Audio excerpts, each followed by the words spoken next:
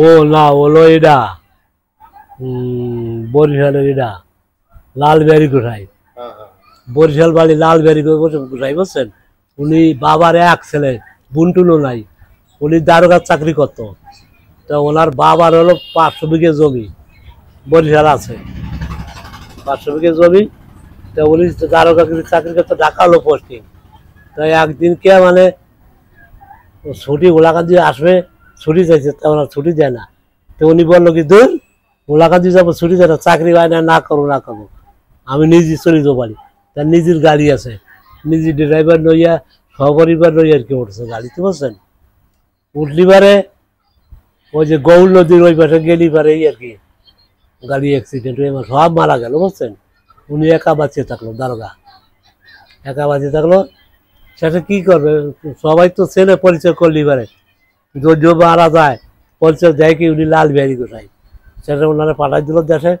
দেশে গেলি পারে তারপরে আস্তে আস্তে ওই ছবিটা ঠিক হইলি ওনার আত্মীয়বর্গ যারা তারা বলে যে কাকা বিয়ে করতে হয়, সংসার করতে হয়, কি হ্যাঁ বিয়ে করবো, সংসার করবো করবো, তা আমার 1 মাস সময় দিতে হবে। আচ্ছা ঠিক আছে, তারপরে মেয়ে দেখলাম হ্যাঁ আলোচনা করতে হবে, দেখার দরকার আলোচনা। তখন ওই লাল ব্যারিকেটাই 1 মাস সময় নিলি পারে।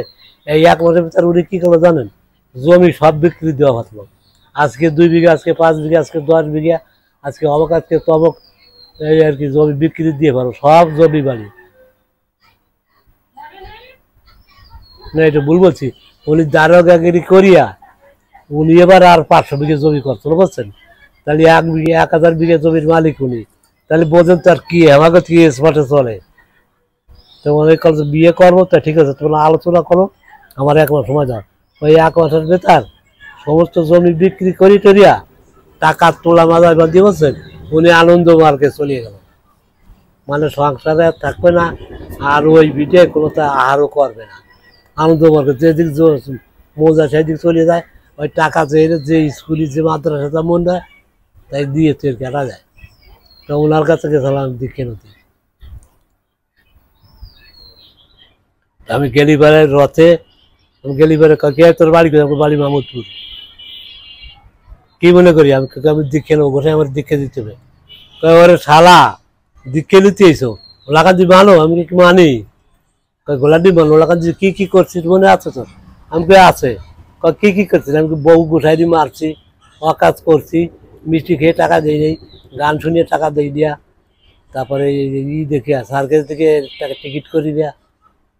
তার দীক্ষা তো নিবি, লেখাপড়ি জানিস, আমি কোনো রকম লাগতে কয়েকটা কোনো বইটি পড়ছিস যে মিথ্যেওয়ালা মহাপাপ, আমাকে হওয়া পড়ছি, কয়েকটা মিথ্যেওয়ালা পাপ, সেই মিথ্যে কথা মহাপাপ করছিস, এর ভিতর দিকে নিবি কোন জায়গায় দিকে দেবো। তো আর জীবনে যদি বাঁচিয়ে চাইস সদা সত্য কথা বলার চেষ্টা করিস, সদা সর্বক্ষণে সত্যি যেটা এইটা বলবি। সত্য কথা বলতে বলতে যদি তোর মুখ পবিত্র হয় তাহলে দীক্ষা করা লাগবে না, শুধু হরিনাম করবি, হরিনাম করতে করতে তোর দীক্ষা হয়ে যাবে। যাই আমি বলে গেলাম। আর আমি লালবিহারি কোথায়, আমি এই যে আনন্দ পার্কে চলে গেছি, আমার সংসার টংসার কিছু নাই, টাকা পয়সা কিছু নাই, আনন্দ যেখানে আমি সেখানে থাকি। আমি আপনার আমি চিনি, আমার আপনার কথা বছর দিকে নিতে ওই এই হলো দীক্ষা। আর দীক্ষা ওলাকান্দি ছোটো মা যা বলে ওনার মতে চলবি, উনি যেটা বলে যে পথে চলতে হয় সেই পথে চলার চেষ্টা করবি, এই হলো দীক্ষা। ওলাকান্দি আসলে তো তার আর দীক্ষা লাগে না, কিন্তু আসতেই হয়। ওলাকান্দি তো আসিস চলো বাপ বমি করতে, ফাজদেমি করতে, করতে আসিস কে। উনি কি করে বললো যে আমরা এইসব ফাজদেমি করি, তা ওনার কথায় গালিগালাজ যে আমার বলছেন, আমার মনে মাথা গরম হয় যে আমরা মাহমুদপুরি লোক এত বড় গালি দিয়ে গোসাই শালারে লাথি দেবো বুঝছেন, রেডি হই। ও গোসাই আর কি খালি করে বাবা তোর ভালো কথা বলতেছি, তোর বাবা ফাটাইছিস আমার কাছে দিকে দিচ্ছি, আমি তোর ভালো কথা বলতেছি, তুই গল বই আমার লাঠি দিয়ে বসাস, আমার পিঠে বসাস, লাঠি খুঁজতেছিস না। উনি কি আমার মনে মনে আমার কথা ভাবে, তা কবিরা বলে যে লাঠি খুঁজতেছিস, ডালি ভাই লাঠি হলে আমার পিটিয়েবি, পিটিয়েছে বাবা, আর আমার লাঠি দিস না, আমি যা বলি এইগুলো করিস, ভালো থাকতে পারবি। ওই বললো যে তোর দীক্ষা লাগবে না, সদা সত্য কথা বলবি, পাক পবিত্র থাকবি, মানুষকে ভালোবাসিস, জগৎকে প্রেম করিস, তাহলে দীক্ষা হয়ে যাবে। আর মিথ্যে কথা বলিয়ে মহাপাপ করছিস, ওই মিথ্যে কথা মুখে হয় না, হরিনাম হয় না, আর দীক্ষা জোর দেওয়া যায় না। ওলাগুলো ছোট মা ওলাকান্দিতে আসি হলো ওনার দীক্ষা, মনে হয় গুরুচাঁদ ঠাকুরের ওনার দীক্ষা দিয়েছে স্বপ্নে, বুঝছেন? ওই যে মরে গেলি বাড়ি একেবারে যে শোক কাতুর অবস্থায় যে কয়দিন ছিল, ওর ভিতরে মানে গুরুচাঁদ ঠাকুর দেখা যায়, সেটা ওলাকান্দি আসে, ওলাকান্দি থেকে যাই এই উঠে আনন্দ মার্গে চলে গেল। এটা হলো মানে ভাবে বোঝা যায় ওনারে গুরুচাঁদ ঠাকুর ওনার দীক্ষা শিক্ষা দিয়েছে। আর ওই যে ছোট মা মঞ্জু লিখে দেবে। হম। আর থাকা যায় নাকি, আর ওদের কাছে আর কথা বলা যায় নাকি?